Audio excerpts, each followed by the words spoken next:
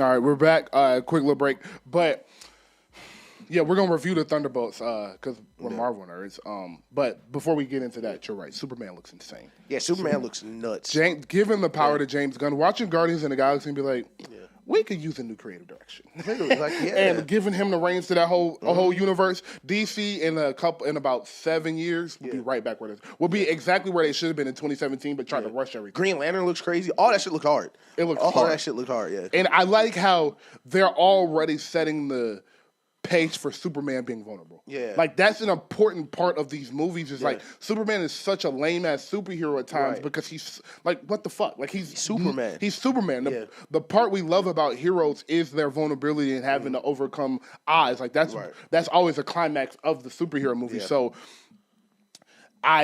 I love how they have shaped the trailers to show you this ain't just your regular old Superman. This was definitely the best trailer. This was definitely. I loved every part of the show. First trying to bag a bad bitch. The interview was crazy. Yeah, the interview was crazy. Excellent way to start a trailer. I think it's gonna be fire. But this is why DC is always in such a weird place. Who's gonna be Batman? Yeah. Who's gonna be Batman? Yeah. And of course, this is just 5-6 years. Are you going to do Injustice? They did Endgame. You got to. You got to do Injustice, bro. That is my pie in the sky, like, best case scenario. In 8 years, if they're dropping Injustice 1, I think there will be a DC Marvel competition, depending on how Doomsday goes. Because if they do Injustice right, it should be as good as Endgame. Without a doubt. Without a doubt. I'm excited for DC. I'm excited for what's to come. And I slow roll it, bro. Yeah. The MCU took 4 years to get to an Avengers movie. Yeah. Like, I'm starting the DC with this movie. This is a movie that's like, this is the Iron Man. Yeah. 4 or 5 years, 6 years even. Like, we don't need That's what I said, 7 years? Like, we need a Green Lantern. Let's do Batman. Do Flash right. Yes. Batman, and then, I ain't gonna lie, what you gotta do, Marvel was smart. Marvel's like, niggas not gonna watch 3 Captain America movies. So we gonna turn 2 of them into Avengers movies. Exactly. So instead of doing 3 Superman movies and 3 Wonder Woman movies, do 2 of them together. Exactly.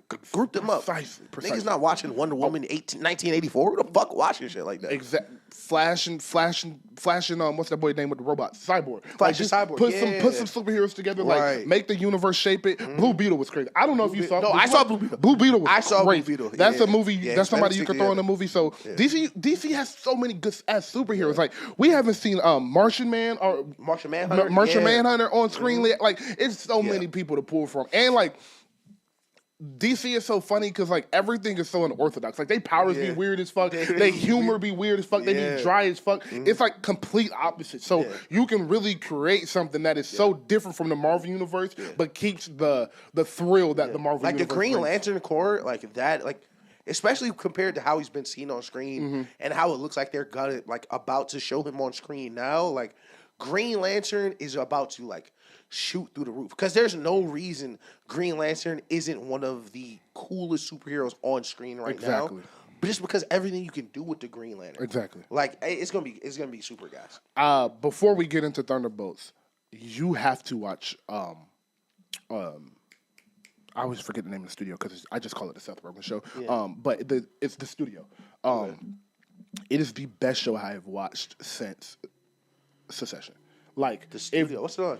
Apple TV. Okay, I got Apple TV. Okay. Bro, it's a sitcom about, but it's a documentary style sitcom, so it's filmed like The Office, without the side cameos, whatnot. Okay, but basically, Seth Rogen is the head of a movie studio, and it just goes through and just shows you all of the stupid shit they have to deal with. Yeah. But he's also like the worst nigga ever. Like, no, I fuck with Seth Rogen. He's like he's like his heart is good, but he is the most annoying nigga ever. No, I fuck with Seth Rogen. He is. This show is unbelievably good. Like, it has me. I said the best show since Succession. Yeah. Abbott Elementary, I love you. I got to give you some credit. So, shout out Abbott. But this shit is so different than Abbott. But my God, bro, like me and Taylor have been in here crying, laughing. I love funny shit. The season finale comes out next Wednesday, so you can wait for that. But dog, I'll probably watch it once everything ends. One last just random movie, the Freaknik musical. Did you see what I said? So it's crazy. It came out when we were in elementary school, I think. But I just had a random like I forget what it was, but I wanted to watch it bad. And I couldn't, and I found it on Facebook. It's for free. You can watch the whole shit. But I looked at the cast, bro. I forgot how crazy, because it was on Adult Swim and it was created by T-Pain. Like T-Pain wrote the whole thing. Like that's why it's one of the few musicals like I really fuck with. Because the music is T-Pain songs remixed. Like the music breaks. It's like buy you a drink and shit. Like it's remixed for the story of the song. Because he's one of the main characters. But Wayne is in it. DJ Drama, T-Pain, Rick Ross. What's the nigga from Brooklyn Nine-Nine with the white guy? Andy Samberg. Andy Samberg. And it's super funny. If you made it this far in the show and you want to go see if you want to watch some funny shit for an hour, Freaknik the musical so fucking What's funny. it on? It's on Facebook for free. Like you can. That's so funny. That's hilarious. Yeah. All right. Something else. So let me tell you about the Seth Rogen show. Also, I forgot. Since they got Game 7 Sunday and the Knicks play tomorrow, let's do this short after the Game 7. Okay. We'll do it on Zoom. But that's a fact. what was I about to say? Oh yeah. So in the insert in the last episode, he was throwing a party and he went to go pick up some shrooms. And he was like, how strong are these? Yeah. And she was like, it's 2/8. And he was like, so like 0.25 in each? And she was like, no, it's 2/8. And he was like, oh, okay. So it's like 2/8 as in, like, if I split 2/8 in half. Yeah. But she was like, yes, 2/8. And he was like, okay. And I'm crying laughing. And Taylor's like laughing, but she don't really get it. I'm like, yo, Taylor, an eighth is a 3 to 5. I was like, she's saying it's 7 grams of wheat in this one piece of chocolate. And he's talking about it's a 0.25. Yeah. And so they get there. And I won't spoil the cameo, but a celebrity gets there and is like, I'm not doing anything. I got to boom, do this tomorrow, and whatnot. And goes over to the table and starts eating the chocolate. And he's like, and he keeps calling it a Hollywood buffet because that's what they used to call the party drugs. So he was like, I'm seeing you're enjoying the Hollywood buffet. And he came over, and another celebrity is fucked up, like super fucked up. And they're like, yo, how much was in there? They was like, how much is in these shrimps? He was like, the lady told me 2/8, so like 0.25. He was like, who the fuck takes 2/8? They was like, who the fuck takes 2/8 means 0.25? They was like, she just ate 21 grams of shrimp. No, that is fucking funny. I was in here crying, bro. That's what Chris was texting about today. Okay. Bro, that shit that's is funny as fuck. so funny, no, bro. that's hilarious. No, I'm definitely gonna check that out. If you watch him say that, you're like, you're a fucking idiot. Like, there's no way you think she talking about 1/4 broken down. Like, what the fuck? No, that's funny as fuck. That shit is funny as hell. But all right, Thunderbolts. Thunderbolts. Florence Pugh, 10 out of 10. 10 out of 10. 10 out of 10. We talked about this separately the week it came out. Dog, she was the perfect choice for the lead role. Yeah, perfect. 1,000%. I enjoyed her a lot on Hawkeye. Like I mentioned that just today, and to anybody in my personal life, I recommend that all the time. That's one of my favorite Marvel series, just because how character driven it was. Yeah, it was. But she fit the moment. Yeah. Marvel kind of needed somebody that was like, people forget Robert Downey Jr. wasn't like they got Robert Downey Jr. for Iron Man. It was like they got Robert Downey Jr. for Iron Man. It was like a risk. What is the name? What's the name of the guy who plays Captain America? Chris Evans. It was like Chris Evans is gonna be Captain America. He was just Johnny Storm. It's like the best Marvel, the reason Marvel is so good is because they made all the choices that other people wouldn't have thought of. Yeah. And this feels like that movie. It's like, why the Thunderbolts? Why do they need to exist? Why do I need to go see the movie? And the reason is because it's actually just a great movie. Yes. It's not, you have to go see this so you can go see that. Exactly. It's a great movie. And, of course, it's going to set the stage. And the end credit scene is crazy. And, of course, all that stuff. But it was a great story. The action was good. The jokes were good. The pace and just the overall plot was just... the theme of the movie. The theme. That's perfect. It's probably one of the best written Marvel movies. I agree with that. I completely agree with that. Something else I will put in one of the best written Marvel movies is Wakanda Forever. Yes. I came out of that movie and I was like, wow. Because of the action, it might not be as high on some people's list, but the movie itself is one of their best movies. That's one of my favorite ones. Yeah, just because of how well written it is, how the story came together. That was a great movie. But back to Thunderbolts, I completely agree with you. And in the interviews, I was watching some of the press interviews. They kept asking the characters like, how did it feel not having to know everything about the Marvel universe to do this movie because everything is so cumulative. And that just piggybacks off of your point. Like, you don't need to know a gazillion things going into the movie. You really don't need to know shit other than, like, who Bucky is. Like, really. And if you saw, like, the Black Widow movie, you know who the Red Guardian is. But, like, it's you kind of get to know him anyway, and it's, like, not that important to the story. So I like the action. I love the action. But I thought what was most impressive is exactly what you said, bro. I thought the writing and the story itself was so well put together from some characters most people had no idea about. We ain't seen Ghost in fucking forever. Literally. Bucky obviously is Bucky. Taskmaster. Most people don't even know who John Walker is if you don't watch the Captain America show.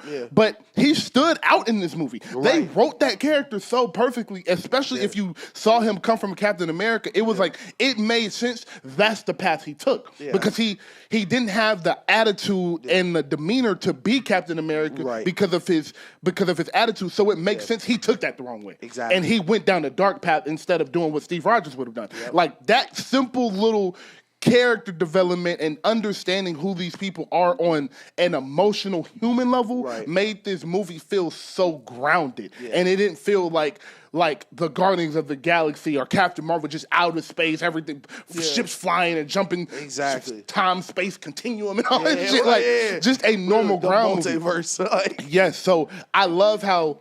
And I love something else I loved is how they didn't set the stage for anything until after the movie was over. It was like, we're gonna do all of the fun shit and then we'll give you the new Avengers spoiler. Do this movie first. Yes. And then I love that aspect. So what did you like? How did you feel about Sentry? And then how did you feel about the new Avengers tag? First, I want to shout out Bob from First. I thought this was fucking hilarious. That was an amazing character. He was Bob in... Top Gun. I can't believe I'm forgetting so many names. He was Bob in the second Top Gun. Yes, he was. And he was fucking hilarious in Top Gun. Yes, he was. So when he came out and it was like, hey, I'm Bob. I'm like, is this nigga just Bob ever? But I thought that was hilarious. Somebody else has to make him Bob. Yeah, he is Bob. He's Bob forever. But I thought the Sentry was amazing. I love Julia Louis-Dreyfus, one of my favorite actors. Like, I'm one of the few niggas who watch Veep. Like, I know that's like a weird thing. I heard that show was amazing. Fucking hilarious, bro. One of and of course it's about like a vice president. So you think like I watched it because I thought it would be more political. It's like The Office. Like, it's just funny shit. I'm cutting that shit. It is so fucking funny. How Veep is ridiculously funny, but she's still an amazing actress.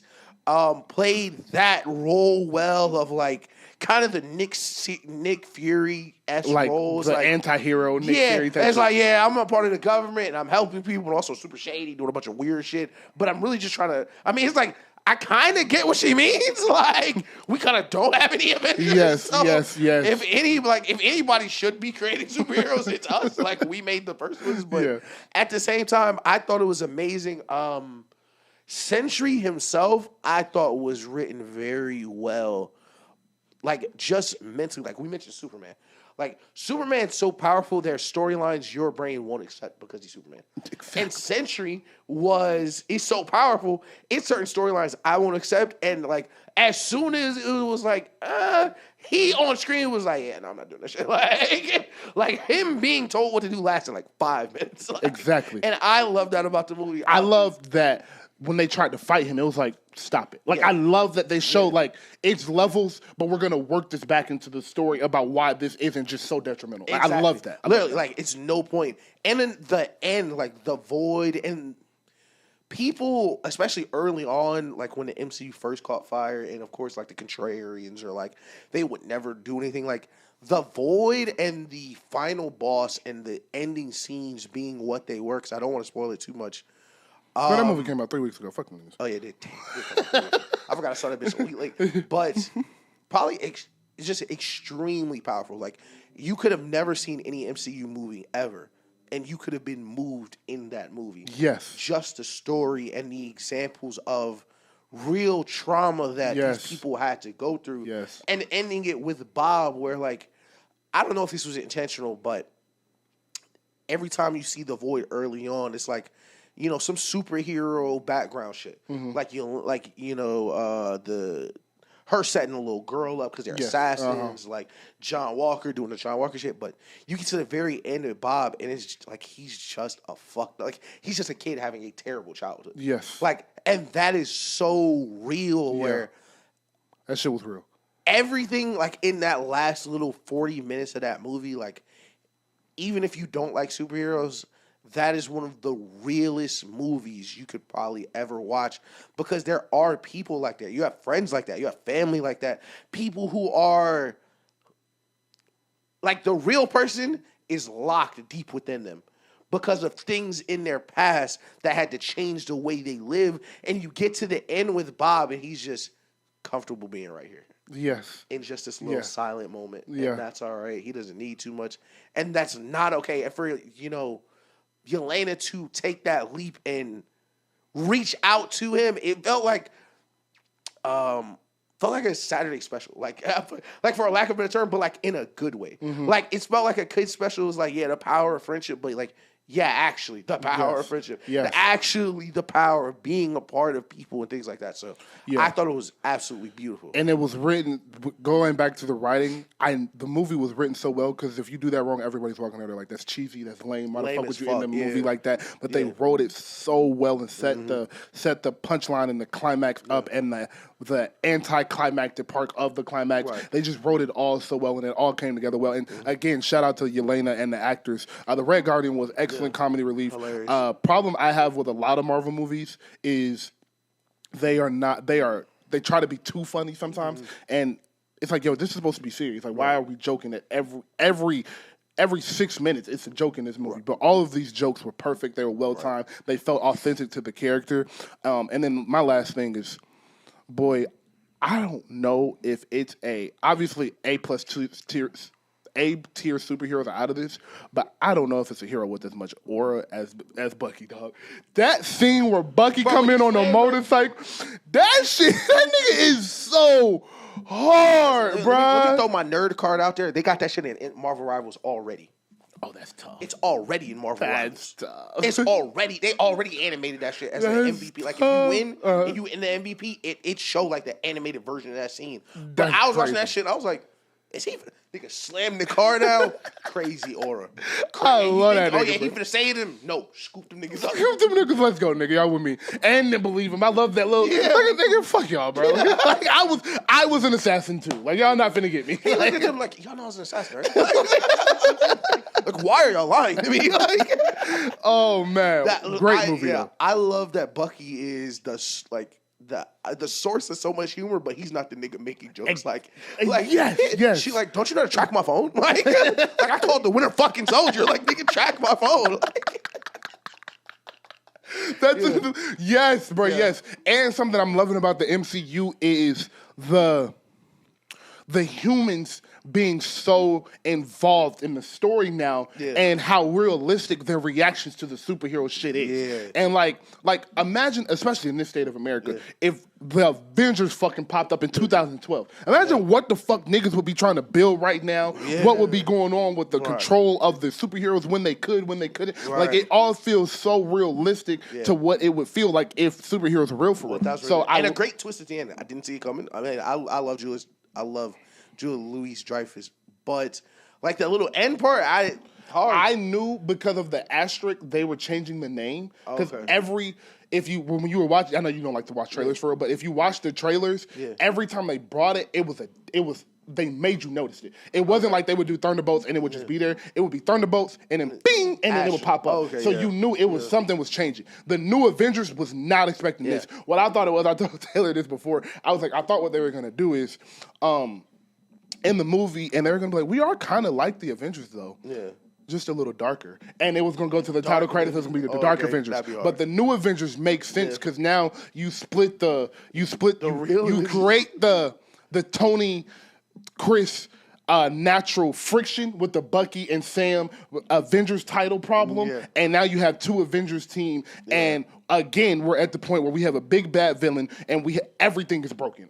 Everything about our superhero team is broken. So I'm excited to see from that perspective how they attack. Yeah, of course it's a look because we have been going on two or so. This is just for the extra nerd fans because we know which we love, y'all love. So I know y'all like hearing us talk about stuff we're passionate about. The Fantastic Four cutscene, if you haven't seen it. How did it listen? There was a lot of aura on that ship. Man. It was a lot of aura seeing that four fly through. I cannot wait for this movie. That's gonna be the movie of the year. For this movie. That's gonna be the movie of the year, bro. Oh my God, I cannot wait, bro. That's gonna be the movie of the year. And I have of course, because you know me, because of course like what I'm saying. I have rolled back my Silver Surfer and really any other like concerns I have. Realizing what kind of the movie is going to be. And like you mentioned, it's probably going to be more than one, like whatever's going to happen. But with that being said, knowing that this is just going to be like their universe for however long they are going to be in this, boy, I am fucking ready to go, nigga. A 60s futuristic society where we don't have to do the origin story in the spaceship. We get right to it. Like, I am so excited for this movie. Have you watched the final trailer or anything? The final the Fantastic Four? Yeah. Seeing Galactus walking through the city. Like, bro, like... Oh my God! I'm so hyped for Galactus. And like, what I really like is you haven't really seen them use their powers in the trailer. Exactly. You saw her do the little shield. You saw Johnny fly. You saw him stretch, jumping through them rocks, and you just seen the thing jump and run through a wall. So you don't know how they're gonna combine their powers because the technology in movies from 2006 to now, bro, who gives a fuck about that Michael B. Jordan? I don't even count that. So I don't even count that. 2006 from now, what they're finna do with their powers on screen, I am so excited. Galactus is gonna be so good, bro. Like so good, bro. It's going to be. It's obviously about to set the stage for Avengers Doomsday because it's not a movie in between then. So I'm excited to see how is that the Fantastic Four? Is that Tony's Doctor Doom that just stole their ship? Like, who is it? Because I don't think it's as simple as the Fantastic Four Earth blew up and they on the way to Earth to tell them. Like, I don't think it's that simple. So I'm interested to see if did they win their battle and at the end of their movie they're like, yo, we got to go warn the rest of the universe, and that's what this is. I can't wait. So the Doctor Doom thing is so up in the air for me because it's so many different ways you can do it. On one hand, if he never took his mask off and just acted as Doctor Doom, I think he would be the best actor in the movie probably and still do a great job. But at the same time, if he does take the mask off and reveals himself that he's Tony Stark, which is probable since how much fucking money they paid this nigga because that's Tony Stark, I think it could go either way and be amazing. But I think this first Fantastic Four movie, that Earth cooked. I ain't gonna lie. Damn niggas look. I'm excited. Galactus boots on the ground. You're done. You're done, nigga. What? Yeah, but Galactus feet being on the ground was like, all right. I think he won this one. Yeah, I think he is cooked. And there is no movie in between. But I will throw an X Factor in there. I wouldn't be surprised if Spider-Man and Fantastic Four are cross paths before that Doomsday movie come out. I pray to God. I think it's. Not only do I feel like it would be fire, I feel like we deserve it. You reset the Spider-Man universe. He has no connections to this world. He has nothing holding him that would leverage him not to be a part of this multi-stellar event. And Spider-Man and the Fantastic Four are historically linked together. Yep. We are waiting on the next Spider-Man movie. I think we get the brand new day Spider-Man where it resets his character. He does all that stuff. And I think, I'm telling you, and Marvel, if it's true, just I don't know, it's just just reach out to me and we'll take this little part out. But into that Spider-Man, I'm telling you, I think it's going to be Fantastic Four cameo. So the Fantastic Four comes out, Spider-Man Brand New Day comes out in July of next year, middle of July, which is when Fantastic Four comes out this year. Yeah. Daredevil Season 2 comes out in March, right before Doomsday. Mm-hmm. What I think is happening is that Daredevil is going to be literally 2 to 3 months before Avengers Doomsday happens, with Fisk trying to do the martial law and all of that. Oh, wait, did you watch? Because I don't want to. Yeah. Okay, but with Fisk trying to do the martial law and put that into place, I think that's the first time we see Spider-Man again. Is in the last 2 episodes of Daredevil. They played the jingle. Yes, exactly. You see a fight scene of them together. He kind of gets to know of what's going on. And the Spider-Man movie takes place literally a week before Doomsday, and one ends. As one ends, that's the beginning of Doomsday, and that's why you see Spider-Man in that movie. Because I don't think Spider-Man is a focal point of Doomsday like he was Infinity War. I just think he makes a cameo appearance. That's what's crazy. Like that. No funny. I think Spider-Man ends up the face of Marvel in 5-6 years. I think after his movie, they're setting him up to be the face. I think they're trying to work out a deal with Sony and everything. I completely agree with you. I think Doomsday. I think he'll be the Tony Stark of Doomsday in one of those. Me too. I don't think he'll die, but exactly. I think he will be a main. You can't kill Spider, but I think he will be a main 1,000% focal point. Me too. In one of those movies, because I think. As much as he was a focal point to the Infinity War Endgame storyline, he was a side focal point. He was more of a Tony Stark connection to it. He was more of a Bucky than he was a Steve Rogers. Yeah. And I feel like now is the perfect time to go all in on your most popular character when everyone is like, who's going to lead the MCU next? Surprise, Spider-Man. Like, exactly. Like, I see they took the criticism. They kept what they were doing right, and it's like, all right, let's stop dropping so many movies. Let's focus on making these TV shows fantastic, because Daredevil was fantastic. Agatha Harkness was great. The Ironheart series looks like it's going to be really good. And I love Ryan Coogler being a part of that.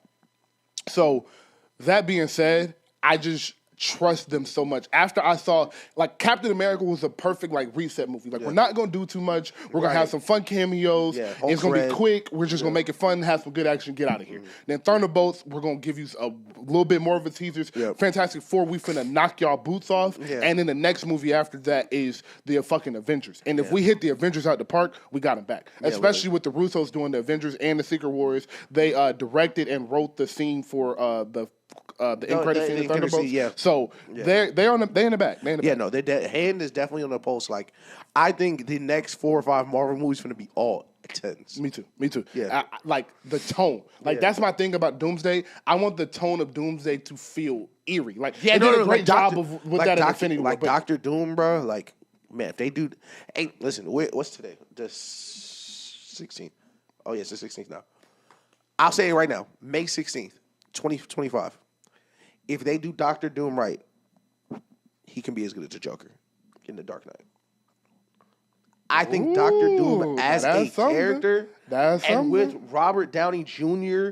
being that character, that's something, bro. His ceiling as a villain, like if you don't understand who or why Dr. Doom is who he is, he's like Tony Stark and Doctor Strange put together. He's like a master of magic and a master of science. So his powers really do not have an end. Exactly. Like, where his science powers end, his magic begins, and vice versa. Yes. So his rule over the universe, wherever they decide to take it, however they decide to do it. Because, like they're showing Galactus, like, I don't think Galactus is going to stick around with Dr. Doom here. Like, somebody got to do something with Galactus. Like, what they could do with Dr. Doom would be, like, I'm pure cinema. I'm expecting one of his best performances. Yeah. Like, I'm expecting the Russos, Joe Russo and Anthony Russo, to really, really cook. Like, I think they gave them all the tools, all the resources, whatever you want. Just don't fuck this up and don't make it cheesy and feel like we rushed this. And I think they're going to do a great job.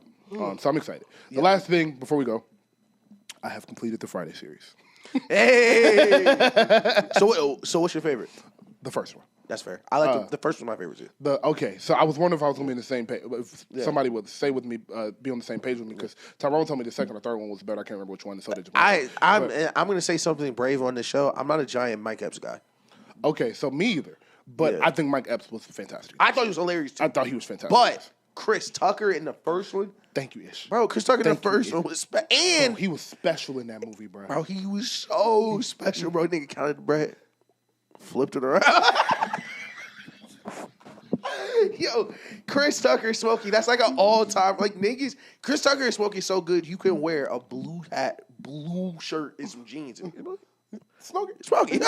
Yeah, bro. I love the first one because I like the simplicity of it. It felt so, it gives me like a calming feel almost. Like the movie just not leaving the street, just having to be funny. It's one day. Just on the porch, it's one day. Like all of those factors was just was truly so amazing, bro. It's like a beautiful ghetto play. Yes, bro. Like it felt almost like I thought the ending was fantastic. But if I had to rank them, it would go in order. It'd be 1, 2, and 3. I think, and I will say they're all 8.5 to 10 out of 10. They're all good, really good movies. But I think they went in order from best to worst. Yeah. And I don't even want to say Friday 3 was the worst. It just wasn't as good. Yeah. But definitely one of the best trilogies ever. I'd have it up there. It's up there. It's up there. I'd have it like in that. I wouldn't have it in that Rush Hour tier. I'd have it right after the Rush Hour tier. I gotta watch Rush Hour. That's next. I'm gonna start that. What is the other trilogy? It's not Friday. Bad Boys. Oh, well, they don't count technically, but listen, I'm still giving that trilogy. Yeah. I got Bad Boys and Rush Hour in that A, and then after that you got the Fridays and stuff. That's fair. But listen, Rush Hour is one of them shits like you be like. Man, as good as Chris Tucker is in Friday, he's better in. Yeah, I'm excited. He was better. After I saw Chris Tucker in Friday, I said I gotta watch Rush Hour. Bro, I'm telling you, he's so good, bro. I'm telling you, watch the first one, pure classic. Pure classic. Shout out Jackie Chan. Jackie Chan, they got that nigga doing the Karate Kid now. Still doing it. Still doing it. Yeah. But yeah, shout out to Ice Cube, legend. And they're saying they're making Friday 4. After seeing the first 3, I don't want them to do that. But please whatever. don't. Yeah. But whatever. With DC and Young Fly, don't do that. Don't do that. 2.5 hours, man. Yeah. We work, baby. We work. It is midnight-ish. Take your ass home, my nigga. Get some sleep. I know you've been working all day. We appreciate y'all, bruh. Please like, subscribe, and comment. This has been episode 118. In the world full of hate, let your light be love. In the industry full of copycats, we are some one-on-ones.